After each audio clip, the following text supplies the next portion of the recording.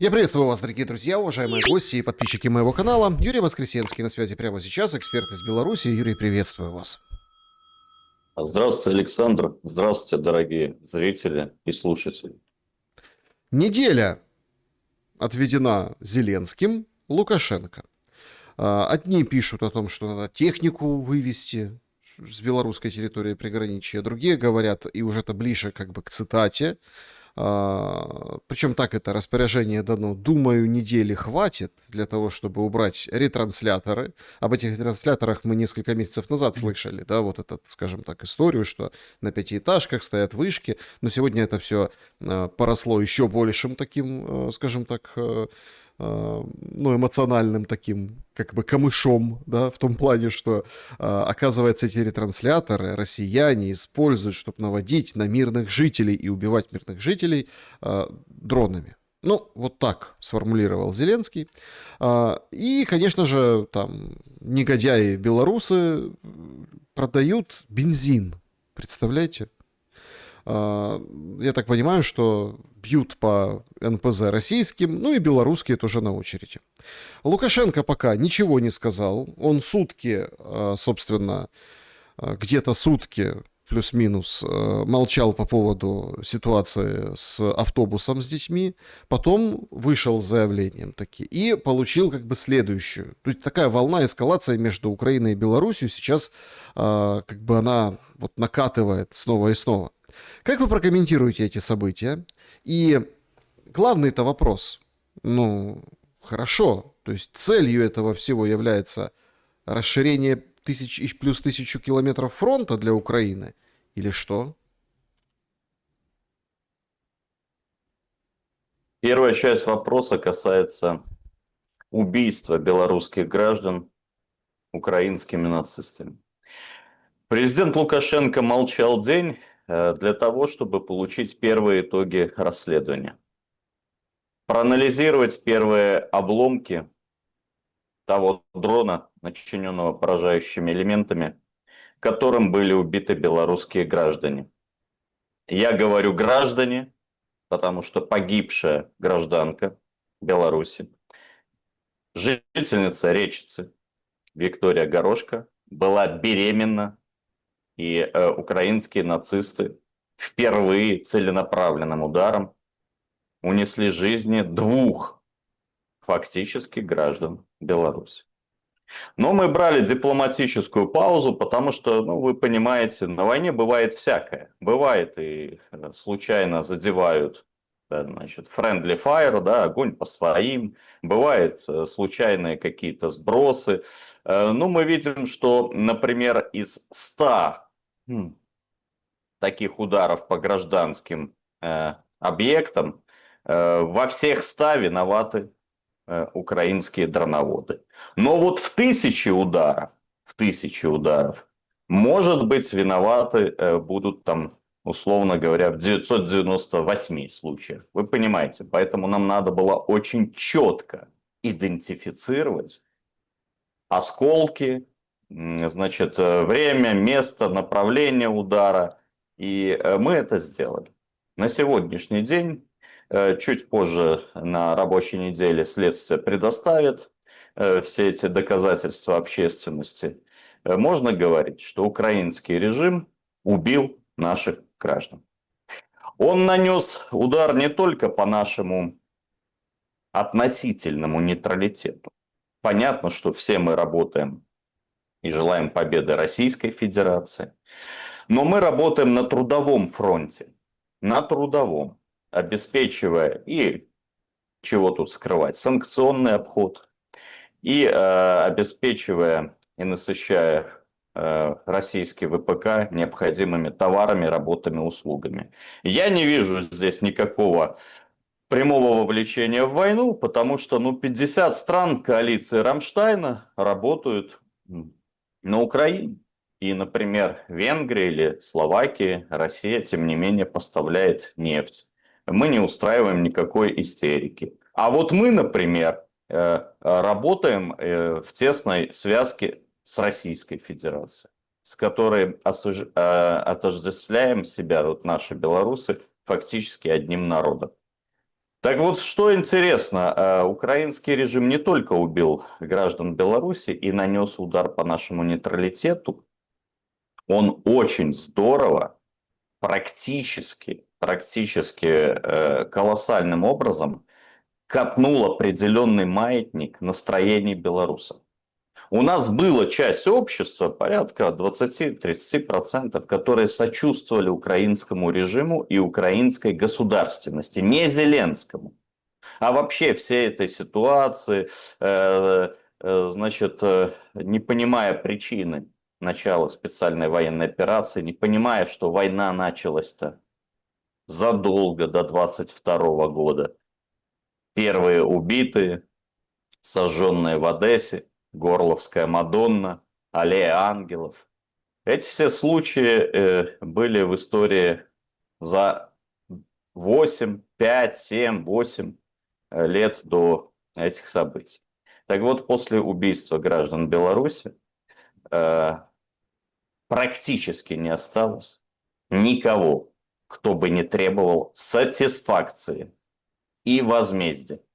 То есть украинские нацисты хотели расколоть наше общество, а на самом деле его сплотили. Потому что все простые люди, которые, особенно в приграничье, связанные были с родственниками, сочувствовали украинскому государству, они теперь задаются вопросом, а зачем вы убили детей, где было очевидно, что это гражданский объект, что это команда, что это гражданские люди, зачем вы это сделали? И еще самый важный момент – даже если они отрицают, что это Так они, это русские, говорит да, даже если вы СБУ. Да. отрицаете, а тут есть два момента, смотрите. Первый момент увидел весь мир, они не принесли даже соболезнования. Мы всегда приносили соболезнования. Всегда. Во время наших эфиров, на государственных телевидениях, когда страдало гражданское мирное население. Мы всегда высказывали сочувствие, участие, жалость. Тут такого нет. Второе. Белорусы и государственное телевидение Беларуси показало скрины обсуждений всех этих событий в украинской блогосфере. Даже у меня, я стараюсь быть циничным в последнее время, чтобы сохранить здоровье, душевное в том числе, стали волосы дыбом от того, что пишет отдельные представители креативного класса в Украине. Они называют это картофельный катафалк. Понимаете? Это увидели все люди. У нас, в отличие от европейского и украинского тоталитарного телевидения и СМИ, у нас свободные СМИ. И мы даем право высказываться оппонентам, пусть даже вот таким образом, через их скрины и комментарии. И белорусы ужаснулись. Белорусы теперь понимают, что это человеконенавистнический режим, который плодит себе подобных, и никакие мирные соглашения и выход на территорию новых регионов Российской Федерации не поможет в установлении прочного устойчивого мира. Он должен быть истреблен и выкорчеван. Теперь касаемо ультиматума Зеленского. Ну, заказчики. Заказчики очевидны. Евротройка. Стармер, Мерц, Макрон. Заказчики этого ультиматума. Сначала была встреча 7 июня между Евротройкой и Зеленским. Потом прошел саммит Большой Семерки с 15 по 17 июня. И вы видите, как Зеленский поверил в себя. В том числе вот эти кадры поражения части там резервуара Московского нефтеперерабатывающего завода. Кстати, резервуар этот поразил не он, а русская ПРО ракета. Поэтому заказчики нам понятны. Логика, мы с вами, помните, объясняли, ни военной, ни политической логики нет. Открытие границы. Четкая, кстати, длина границы для наших зрителей, потому что кто-то округляет 1500, говорит, кто-то 1000. 1084 километра 200 метров.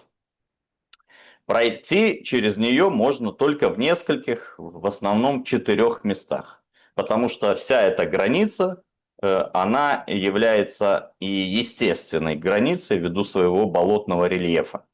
И пройти как с одной, так и с другой стороны, вне этих 4 мест, а это Житомирское, Ровенское, Киевское и Ковельские направления, фактически невозможно. Ну, пехота может еще просочиться, может по каким-то тропам незаминированным, но техника любая, даже легкая, условно говоря, даже лодку не пронесешь. Но, тем не менее, с политической, с военной точки зрения, это же невыгодно, открытие фронта. Но это Зеленский, идет на это. Он хочет спровоцировать. И мы задаемся вопросом, так с нормальной, если точки зрения, с точки зрения руководителя украинского государства, пусть даже узурпирующего власть, это невыгодно, а зачем ты это тогда начинаешь? Ну, для чего? И здесь ответа два. Первое. Зеленский не является суверенным руководителем украинского государства. Это очевидно. Второе. Евротройке и спонсорам нужна эскалация. Срочная эскалация. Вы видите, что происходит, слушайте, не в социальных сетях, не в ТикТоках, не в эфирах у мерзавца Гордона, а что происходит на линии фронта. Константиновке пару дней осталось, Лиману пару дней осталось. Купенск, Купенск-Узловой высвобождается около 100 квадратных километров, спрямляется линия фронта. Вы понимаете, сколько будет боеспособных частей, обстрелянных, так сказать, годами высвобождено? Это города-крепости. Это очень серьезное укрепление. Дальше таких нет, за исключением Славянска и Краматорска. И когда падут и эти города, Славянск и Краматорск, украинцы зададутся вопросом, том, о котором мы всегда говорили в эфире. Ну, все равно, что тебе придется отойти. Только ты потерял сотни тысяч людей убитыми и ранеными. Зачем ты это сделал? И они начнут поднимать Зеленского на вилы. Мы уже видели прообразы этих народных бунтов. Поэтому им надо срочно вот этот горящий уголек перекинуть на ту сторону, чтобы попытаться какие-то бунты сделать в Москве или в Минске, чтобы попытаться сместить акценты, как они сместили акценты с коррупционного дела. Где расследование дела Минтича? Нет. Где расследование дела сатанистов, Ермака и прочих? Нет. Где успехи на фронте? То есть Где? я Нет. уточню, смотрите, это подготовка к падению городов. Конечно, конечно. Причем следующая суббота, я даю вот такой прогноз, уже какой-то из этих 3 пойдет окончательно. 3 это я имею в виду Лиман, Купенск, Узловой, а вместе с ним схлопывается 100 квадратных километров, даже больше левобережья Купенска и Константиновка. И это, понимаете, и тогда украинцы, которые сидят в соцсетях, чуть-чуть, может быть, даже придут в себя. Потому что у них там перемога. Они там уже сделали Крым островом, они уже там парализовали все заправки, они уже, значит, сожгли Москву. Хотя, ну, любой думающий человек берет официальные данные украинского Минобороны, да? Вот мы запустили 992 дрона. До Москвы долетело, ну, штук 7. Понимаете? То есть 99% эффективность российской ПВО. Это лучшее ПВО в мире. С чего ты добьешься такими точечными поражениями? А теперь сравните это с кадрами, когда русская армия атакует Украину. Как все пылает и везде пылает. Поэтому, когда падут города, это будет результат еще зафиксированный на карте. И останется фактически только 2 города, если брать Донбасс, да? Я не беру Доброполье, Восточный Донбасс, там постепенно русская армия также к нему приближается, но он не имеет такого сильного стратегического значения, как Константиновка и, например, Дружковка. И поэтому нужна эскалация. И поэтому мы прекрасно понимаем, касаемо ультиматума Зеленского. Вы сейчас спросите, что мы будем делать? Мы же понимаем, что даже если мы снимем какие-то мифические ретрансляторы, тут я не говорю о том, что надо, извините, хотя бы предоставить их фотографии, да, чтобы было красиво. На Совбезе ООН махать, как когда-то Порошенко каким-то там автобусом махал.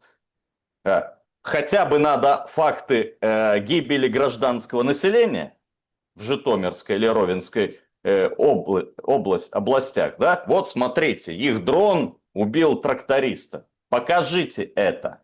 Про ретрансляторы он говорит полгода, никаких фактов нету. Возможно, перепутал антенну Триколор или НТВ+, которые поставили жители Гомельщины. Но даже если мы пойдем на его требования, вы же понимаете, какие будут следующие требования? Он поверит в себя, выводи тактическое ядерное оружие, выводи орешник, прекрати продавать нефтепродукты Российской Федерации. То есть идти на угрозы террориста, но это не то, что не в стиле Александра Лукашенко. Это не одобрит все наше общество, и мы это не будем делать. Подождите, так а чем может ответить Лукашенко? Ну вот если реально и взвешенно. Понимаете, потому что все как бы выхватили эту там фразу с извинениями, это же тоже было, это был ультиматум, это как бы так вот. Ответ на извинение, что, мол, ну, лично это лично, если страну обижает, мы запомним, а так это извинился и слава богу, выводи давай свои вот эти. Ну, то есть, понимаете, выставлено все таким образом, что ну, Беларуси нечем отвечать. Есть четкое желание у Лукашенко, у белорусской верхушки, ну, элиты, да, там люди, которые, ну, то есть не залазить в эту войну. Зеленский говорит, их Россия втягивает. Вот этот удар по автобусу, который вы откомментировали, как вы там, картофельный катафалк, да? Это ж почему? Да. Это ж откуда это? Это чтобы, это вот, смотрите, это Путин хочет втянуть Лукашенко. То есть Путин хочет ввергнуть Беларусь в эту войну. То есть мы понимаем, с какой политической целью это все делается. Поэтому такие простые вопросы. Путин хочет втянуть Беларусь в войну, как вы думаете? И что делать? Вот реально, что делать? Есть много там разных, если так проанализировать, что может сделать Лукашенко. Так он может к китайцам обратиться. И те как бы и ПВО подтянут, и дрончиков подбросят. Напрямую. То есть, и это не будет, условно, там, вот, слабая, там, нищая Россия, а Беларусь небольшая страна. Все четко знают, понимают, что, ну да, у нас там населения не так много, эти там как бы леса, вот это все, то есть мы боимся, защитите нас, Китай. А Китай с удовольствием. Просто тогда возникает главный вопрос. А вот эти все потепления отношений, да, запонки Трампа, которые привезли, Коул поверенный привез Лукашенко, это тогда типа такой белорусский дух Анкориджа? Значит, первый, самый важный вопрос, хочет ли Путин втянуть Беларусь в войну? На него ответ понятен любому имбецилу, даже по фамилии Гордон. Если Путин хотел втянуть Беларусь в войну, он бы поднял телефон, встретился бы с Лукашенко, и мы бы одним строем пошли с русской освободительной армией с северного направления. Вот и весь ваш ответ. Путину не надо в отношениях с нами, они настолько высокодоверительные, не надо выстраивать какие-то схемы. Он просто позвонит, скажет: Александр Григорьевич, давай начинать. И мы скажем: окей. Вот как будет, если Путин захочет или хотел бы втянуть нас в активную фазу военного противостояния. Но дело в том, что здесь же мы обеспечиваем западные тылы. Вы представляете, что будет, если натовская группировка нанесет удар с запада по направлению к Смоленску? Понимаете, мы держим вот этот фронт, мы обеспечиваем свою задачу, плюс обеспечиваем трудовой фронт, как я его называю.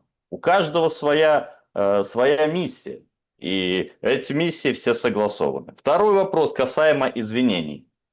Смотрите, ведь президент Лукашенко извинился за возможную резкость Почему? Потому что среди порядочных людей принято так, ну, так общаться, понимаете? И человек порядочный, и человек с Не какими-то... понимаем.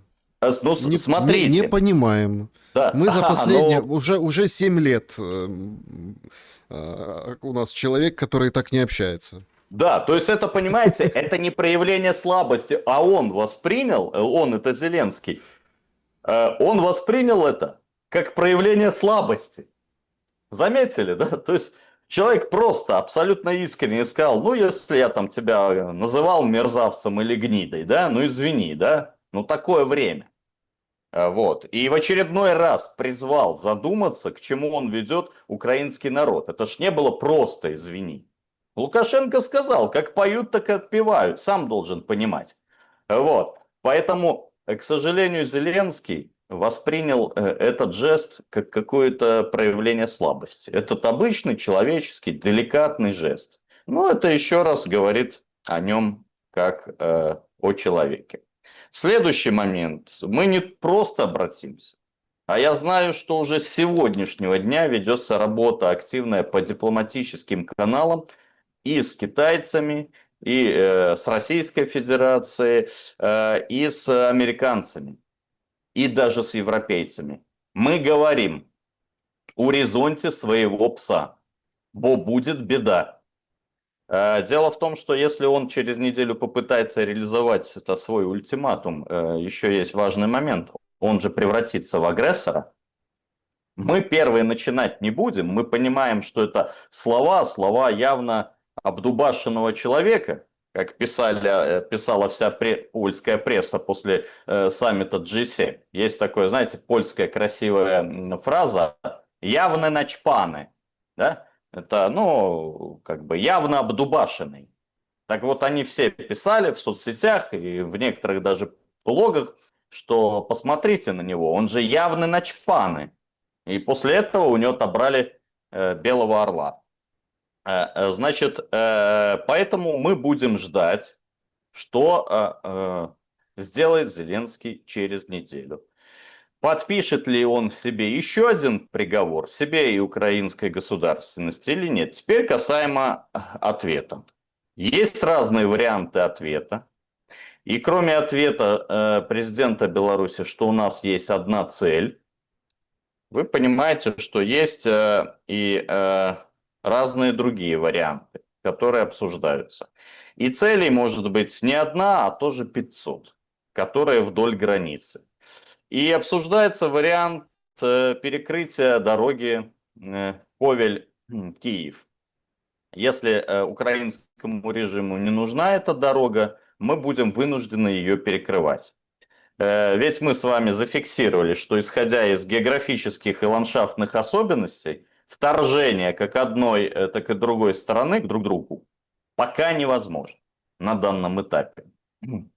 И с учетом того, что Беларуси надо держать Западный фронт очень четко, что мы и делаем. Соответственно, возможно, начнется война дроноводов. Но в этой войне дроноводов есть одна цель, на которую давно зарится Зеленский. Как-то полгода назад я вам говорил в эфирах, что когда отдельные пьяные депутаты звонили мне в Верховной Рады, они сразу начинали с козырей. Сразу. С Мозыря. С Мозырского НПЗ. Но я человек без официального такого сильного статуса. Ну, член президентской комиссии, политолог. Но слышал краем уха, вот краем уха, что в случае атаки и удара по Мозырскому нефтеперерабатывающему заводу отдельные горячие головы смотрят на карту и видят Ровенскую АЭС, которая находится в 60-65 километрах по прямой.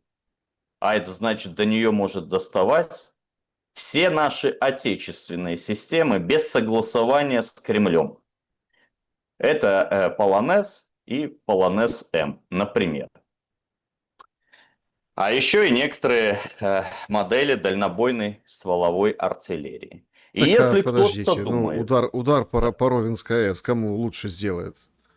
Беларусь же и пострадает, ветер подует, вот и здравствуйте. Ну, тут тоже как-то Правильно, звучит правильно. грозно, но, знаете, очень уж... Правильно.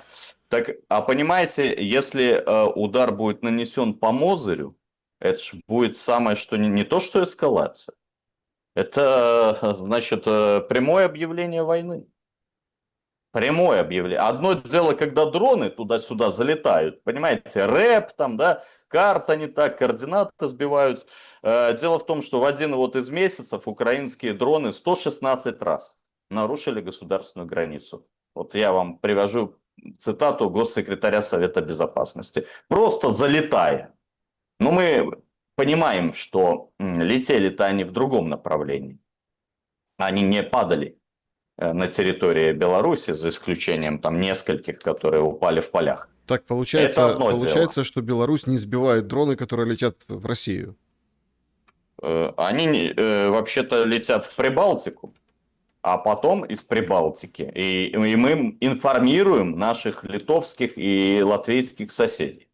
Вот. А потом, видимо, из Прибалтики летят куда-то дальше. Мы наблюдаем сейчас. Мы в очень сложной ситуации, потому что вы, конечно, преувеличили, что ответить нам нечего. Но мы понимаем, что потенциал нашей армии несравнимо ниже с потенциалом армии нацистской Украины, если она подгонит эту армию к границам. Сейчас у границы стоят войска теробороны. Армия вся ушла. Но мы же понимаем, что Зеленский, ну, послушайте, какой-то сумасшедший даже есть.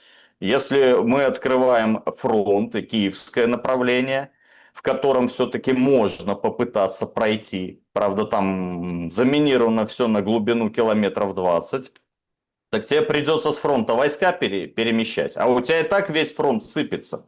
Ну, ни одного нет города освобожденного, как ты говоришь, твоего, за эти полгода. Ну, ни одного. Ну, там чуть-чуть там отжали кусочек Степногорска с Приморским. Ну, сейчас все забирается назад. Все, по всем направлениям провал. И ты хочешь еще это сделать? А касаемо АЭС, я же подчеркиваю. Во-первых, это частное мнение вашего гостя. Во-вторых, при планировании удара можно изучить розу ветров. В-третьих, этот возможный удар, если и будет, он будет ответным. В-четвертых, мы же тоже не спим в шапку. Мы сейчас поработаем с американскими коллегами, с МАГАТЭ. Но просто надо объяснить обезумевшему украинскому диктатору, что будет беда. И беда это будет не только для украинцев, беда это будет для европейцев. Если они нас тронут, поэтому мы будем говорить с европейцами и американцами, чтобы их цепной пес нас не трогал. А с цепным псом говорить, простите, бесполезно. Это уже очевидно. То есть там нет ничего ни этического, ни человеческого, ни нравственного, ни военно-тактического. Это обычная кукла Вуду. Поэтому вот на сегодняшний день диспозиция такая. Никаких ретрансляторов, коих в природе не существует, мы снимать не будем. Равно как и вышки Триколора и НТВ. Помощь российской армии как оказывали, мы так и будем оказывать. Надеемся, что Зеленский погорячился в своем очередном приступе. И надеемся, что он все-таки 1000 раз подумает. Но, конечно, ситуация непростая. Это, понимаете, в кои-то веки на даче посадил нормальные эти помидоры, перцы, я про себя говорю. В кои-то веки, вот можете показать мою теплицу. Дай ты, зеленая сука, собрать урожай. Ну, потяни ты хоть до осени, дай ты людям отдохнуть. И в Беларуси, в Украине, в южных регионах России. Дай ты собрать урожай, отдохнуть от этого холода 9 месяцев. Дай ты на даче хоть шашлыки пожарить, потусить и музыку послушать. Нет, слушайте, в самый разгар сезона он собирается учинить эту провокацию. Ну, Лукашенко тоже распоясался. Смотрите. выходить и на весь мир говорить о том, что еврейское лобби и Ватикан не дали закончить войну, подставили, надули Путина, ну, российскую сторону, да, а так бы все и закончилось в 22 году. Холокост, говорит, слишком надуманное понятие, да? Ну, не могла ли это быть ответка от того, кого Лукашенко, ну, зацепил в своем недавнем интервью? Не исключено, потому что прогрессивная общественность узнала, что кроме Джонсона и Макрона, которые тоже виновны в преступлениях против русского и украинского народов, вы помните, Джонсон, значит, подговорил Зеленского, а Макрон в это же время звонил Путину с просьбой отвести войска от Киева. Мы из этих комментариев президента Беларуси услышали, кто стоит в свою очередь за Джонсоном и Макроном. Ну, это было понятно, Макрон же работал в их структурах, в структурах Ротшильд, так же, как и этот Мерц, BlackRock. Они ж не, слушайте, они ж ничего не скрывают. Даже то, что им надо сократить человечество, об этом написал 2 мая в колонке для Daily Man, для Daily Mail британского издания господин Джонсон. Они ничего не скрывают. Поэтому, да, это могла быть ответка. Но никогда Лукашенко не отрицал Холокост. И у нас везде в Беларуси, во-первых, больше всего евреев было в Беларуси из стран Советского Союза. И, кстати, президентов и премьер-министров в Израиле больше всего выходцев из Беларуси. У нас все мемориалы досмотрены, их чтут. У нас великолепные отношения с еврейской общиной, не путать с израильской. И вот в данном контексте президент Беларуси, конечно, говорил не про еврейское, а про израильское лобби. Про то лобби, которое взяло под контроль Трампа. Потому что даже есть ряд еврейских групп, которые ненавидят государство Израиль. Поэтому, конечно, здесь важное уточнение, это есть израильское лобби. И Лукашенко просто сравнивал, говоря, что вы говорите про Холокост, а посмотрите, что вы сделали с Газой. Там же лунный пейзаж, самый настоящий. Но это могла быть месть. Ведь они действительно фактически управляют миром, они держат все потоки, все биржи, они держат всю прессу. Поэтому мы раздумывали, может быть, собрать массовый миллионный митинг белорусов в поддержку мира и с обращением к руководителям мирового сообщества с просьбой остановить режим Зеленского. Но ведь этот митинг никто не увидит. Ведь видят в мире то, что показывает британская пресса. И вот это израильское лобби. А они контролируют практически все мировые СМИ. Слушайте, даже Лавров, министр иностранных дел России, свою статью дал в «Политика» по предварительной Политико договоренности. И не вышла эта статья. Представляете? Поэтому вы что думаете, Старобельск где-то показали? Я звонил, у меня друзья и в Германии, и в Финляндии, и в Польше, и в Америке. Никто, ни одного сюжета, Александр. Ни одного сюжета. Не было такого. Только сюжеты, как Россия бомбит гражданское население. И интервью с гражданским населением, жителями там Киева, Харькова, других приграничных, прифронтовых городов. Поэтому даже какой-то собирать митинг массовый, чтобы показать волю белорусов, сейчас не имеет смысла, потому что внутри-то мы и так объединены, особенно после убийства наших граждан. Виктории Олешко и беременной ребенком. А показывать что-то внешне кому? Китай это знает, Россия это знает, Казахстан это знает, а другие и не увидят. Вот. Поэтому ситуация, конечно, непростая, сложная. Действительно, это может быть местью за то, что Александр Лукашенко снял маски с инициаторов конфликта. С тех, кто устроил бойню между славянским населением, с тех, кто устроил, что русские убивают русских с промытыми головами. И во главе тех русских, которые убивают этих русских, стоят тоже русские. Посмотрите, Сырский, Буданов, Федоров, значит, начальник Генштаба Украины. Все русские. Понимаете, вот до чего мы дошли. В результате грамотного, эффективного использования злодеями социальных технологий и сети НПО. Юрий, Это действительно так. как ситуация эта изменится с вот этим, ну, с кукловодами? Ввиду, ну, давайте так, очень нервной и тяжело идущей сделкой Трампа с Ираном. Срыв переговоров в Швейцарии, бомбежка Израилем Ливана. Сейчас быстро-быстро пытаются это все замять. Кушнер и Витков отправляются в Швейцарию, вроде как Аракчи тоже туда едет. Там же как? Они подписали меморандум, а дальше должны быть переговоры. Вообще была информация, что Моссад хотел там иранцев ликвидировать в Швейцарии или по дороге в Швейцарию. То есть до этого даже доходит. Израиль обибиделся. Ну, то есть их не устраивает все то, что происходит. Более того, в американской прессе вовсю пишут о том, что, ну, как бы Трамп будет заниматься сменой режима. О чудо, в Израиле. То есть началось с того, что в Иране хотели поменять аятолл, поубивали всех там 40 с лишним человек, верхушки руководящего состава и аятоллу Хаминии. Ну, а выходит все как бы наоборот. Как это повлияет на вот эту закулису, вот эта нервная история? Получится ли у Трампа? Или все-таки нет?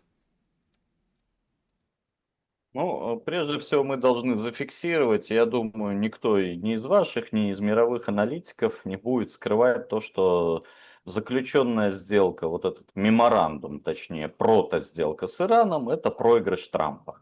Это просто катастрофа, которая добавит еще больше антирейтинга в преддверии ноябрьских выборов в Конгресс США. Ну, потому что это даже смешно цитировать. Каждый пункт это провал Трампа. Каждый. Открытие пролива, он, извините, открыт был до войны, да? Значит, активы разморозить. Так они же заморожены были. Ну, то есть, это полный провал. И, скорее всего, Трамп же не дурак. Он понимает, что это полный провал. Ну, конечно, он немножко срубил в очередной раз денег на фондовых рынках и биржах. Вот, потому что вы видели, как взметнулись сразу котировки и индексы, да, американских компаний. И я думаю, что он бы его все равно не исполнял. Все равно бы не исполнял, потому что его исполнение вот этого меморандума, это означает окончательное установление и доминирование Ирана в качестве мощнейшего регионального игрока. И провал американской политики на Ближнем Востоке. И это бы заставило 6 персидских государств искать более влиятельного союзника. И, возможно, они бы обратили взор на Китай. Поэтому мне кажется, что этот меморандум все равно бы Трамп не исполнял. Он бы сказал, что я, вы знаете, вот вел переговоры. Знаете, это такой аналог Минских соглашений, чтобы потянуть время. Может на 2 месяца, может еще на 2. Ему крайне важно, с учетом того, что вот где-то с июля уже стартует активная избирательная кампания в Конгресс США, ему крайне важно оставить за собой контроль за обеими палатами парламента. Если кто-то говорит, вот я встречал такое мнение, ой, что вы говорите, выборы, так еще ж Трампу 2 года будет. Слушайте, вы посмотрите, изучите законодательный процесс в США и вообще структуру власти. Власть в США принадлежит не президенту, а американскому конгрессу. И, соответственно, всем финансово-промышленным группировкам, которые направляют туда своих представителей и своих лоббистов. Президент США не имеет даже права законодательной инициативы. Можете себе представить? Он даже не может внести никакой туда законопроект, минуя вот эти лоббистские или партийные группы. Поэтому, конечно, он хотел отпетлять от того, к чему ему подтолкнуло израильское лобби, не путать с нашим прекрасным еврейским народом вот эту всю израильскую военщину. Конечно, значит, он хочет отпетлять и хотел, с моей точки зрения, подтянуть время. Ну, потому что, невозможно было это исполнить, эти пункты, ладно еще подписать, но реализовать их, это катастрофа для всей американской внешней политики. Второй момент, конечно, бы Израиль не дал бы подписать никакое соглашение. Израиль это абсолютно суверенное государство. Никакое желание поменять Биби или еще будь кого-то, Трампа, оно не осуществится. Во-первых, у Биби очень неплохой рейтинг внутренний, у господина Нетаньяху в Израиле. Во-вторых, израильский народ прекрасно помнит уроки истории, в том числе Холокоста. И прекрасно помнит позицию не только США, но и всех европейских стран. И прекрасно помнит Ватикан с его нацистскими тропами. И прекрасно помнит Швейцарию с их банками для зубов убиенных евреев. Поэтому израильский народ, израильское государство, там абсолютно единая позиция в том, что внешняя политика будет суверенна. Кто бы каким союзником у них не был.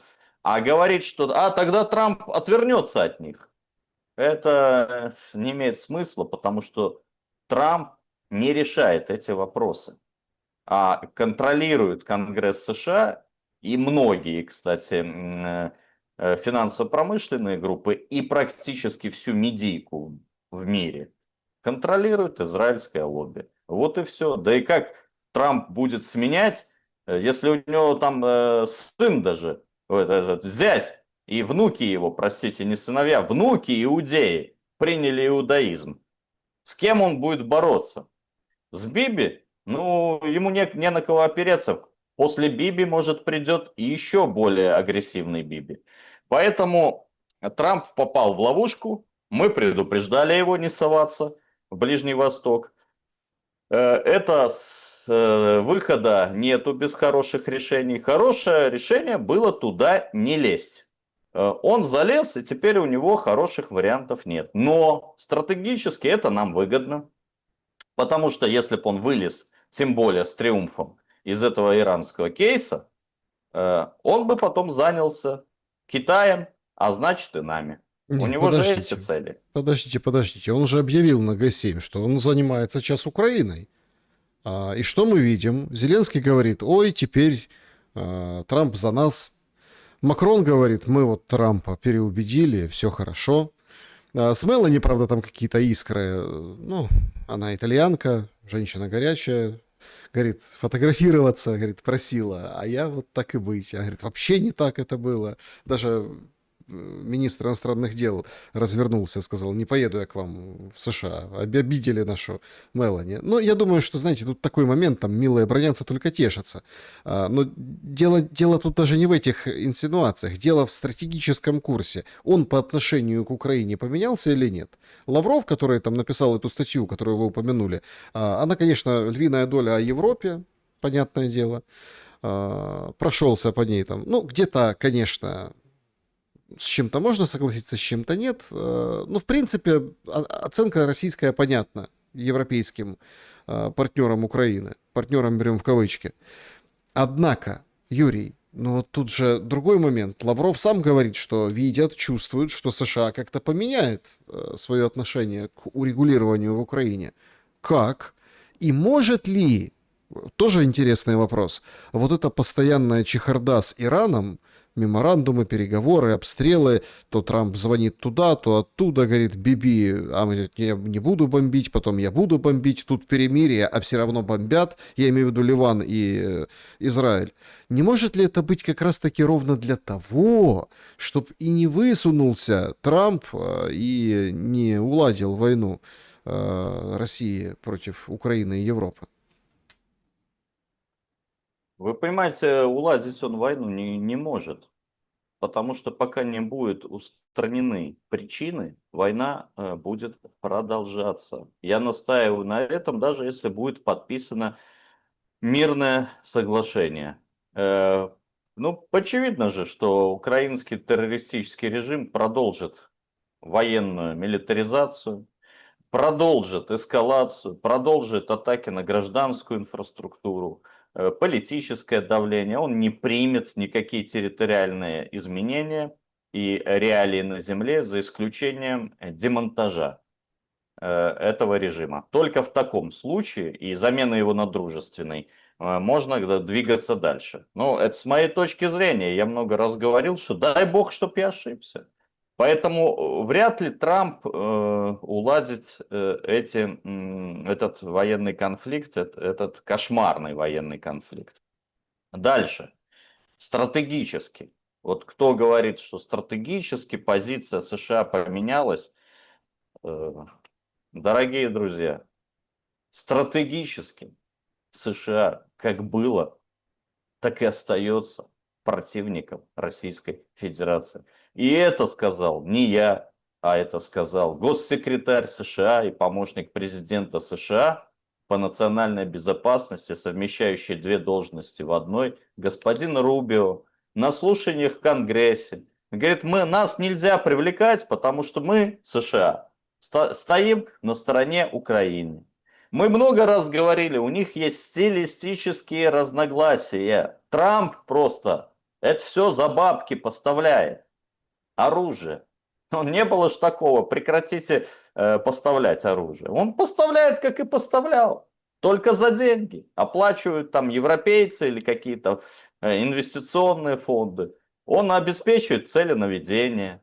На всех практически Хорнетах и на всех БПЛА, которые бьют по нашей гражданской инфраструктуре, что стоит? Квадратные коробки спутника Маска.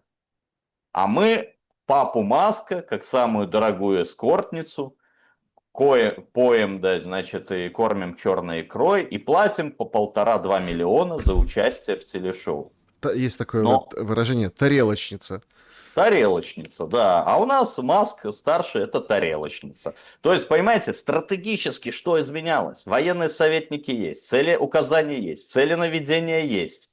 Ну, приостановка сейчас хорошо, ударов их там средствами ракетными, это мы наблюдаем, да, то есть они же пишут в эти Storm Shadow, да, и все эти Хаймерсы, это ж они закладывают коды, только с их разрешения. Сейчас по этим Хаймерсам небольшая приостановка есть. Мы наблюдаем, конечно, приостановку помощи. Ну и что, они приостановили, а эту дельту недостающую Евросоюз дал. Мы много раз говорили, они будут печатать на своем станочке деньги для украинского нацистского режима и доставать из кармана, потому что они все в доле все. И потому что когда русская освободительная армия выйдет на границы Донбасса, у них будет крах, будет внутренняя смута, не только и когнитивный диссонанс, не только в Украине. Вы же представьте, в Украину ныряешь в соцсети, все, капитуляция уже со стороны. Путин уже скоро приедет в Киев на капитуляцию. Ну, то есть люди обезумели. Вы, слушайте, вы олени, простите, вы сетевые. Вы же включите карту, посмотрите. Вы возьмите сводки военных действий из независимых источников. Возьмите украинские источники, Deep State, например. Вот.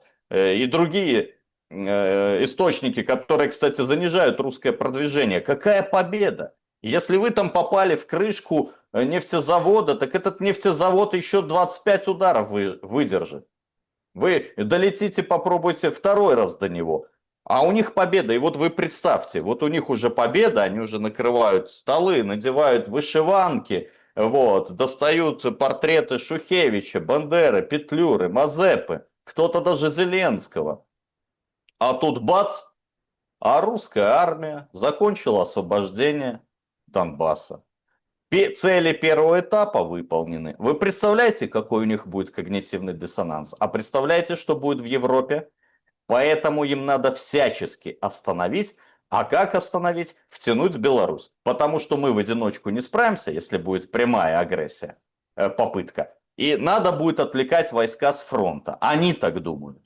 Но войска с фронта не будут, я им подсказываю абсолютно точную информацию, отвлечены, а будут привлечены новые силы, которые могут открыть северное направление. И знаете что, Господь и судьба подкидывает иногда такие вещи, что я думаю, а может и Зеленский на правильном пути? Может он глубоко эшелонированный, как и Ермак, агент российской разведки? И чтобы быстрее покончить с этим нацистским режимом и с нацистами, которые его взяли в заложниках, может он откроет в Северный фронт? И это все ускорит конец мучениям наших народов. Когда мы уберем и демонтируем этих всех сатанистов. Может быть, так это произойдет. Кто его знает? Время покажет, но у нас неделя. Посмотрим, как Зеленский отвечает за свои слова. У них же как принято? Пацан сказал, пацан сделал. Ожидаем ответа. Но я хочу сказать, что мы тоже в шапку не спим. Есть еще выражение: хозяин своего слова, слово дал, слово взял. Дело такое. Ну, это всегда у политиков. Чем более профессиональный политик, тем больше слов он забирает назад. Юрий Воскресенский был моим собеседником сегодня. Спасибо за время и мысли. Друзья, благодарю, что посмотрели это видео. Берегите себя. Увидимся. Добра и света.